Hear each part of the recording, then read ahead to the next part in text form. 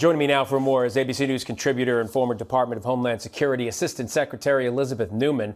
Elizabeth, thank you for being here. You were in the Trump administration when President Trump gave the order to take out Iranian General Soleimani. You've said the United States has actually sort of been at war with Iran for decades. What do you mean by that?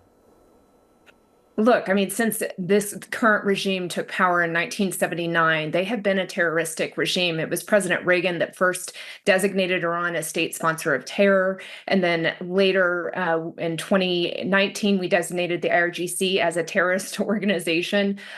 They have been at war and killed many, many Americans. Before 9/11, they were responsible for killing more Americans through terrorist attacks than any other terrorist outfit.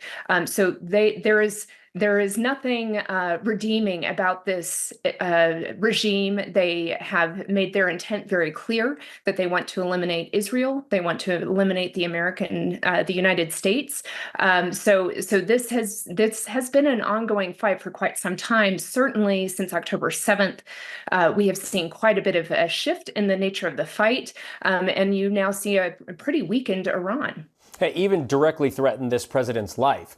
I'm wondering what kind of retaliation you think we will see from Iran against the United States. And I don't mean just the homeland, although that's part of it. We have 40,000 troops in the region. What are you expecting?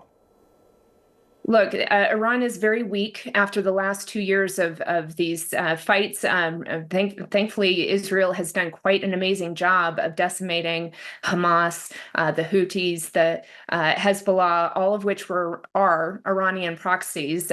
These are groups that Iran has used to carry out its war of terror against not only Israel, but also the United States and the Western world.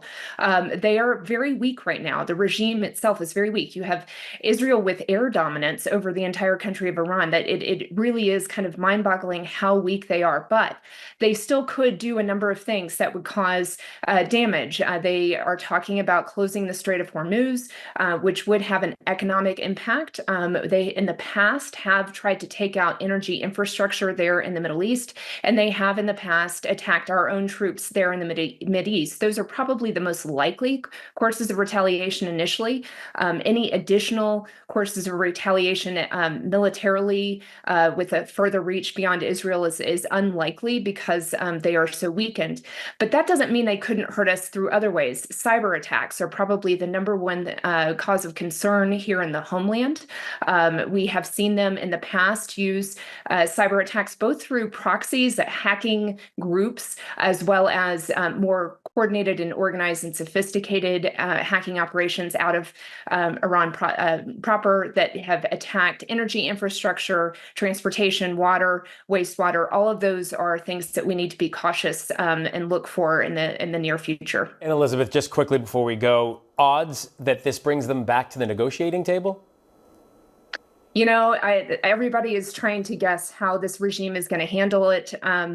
I don't see that they have many options on the table for tremendous force, but I think domestically they do need to show that they still are in control. So we'll probably see some form of small retaliation and then maybe go back to the negotiating table. Elizabeth Neumann, always great to have your expertise part of the conversation. Thank you.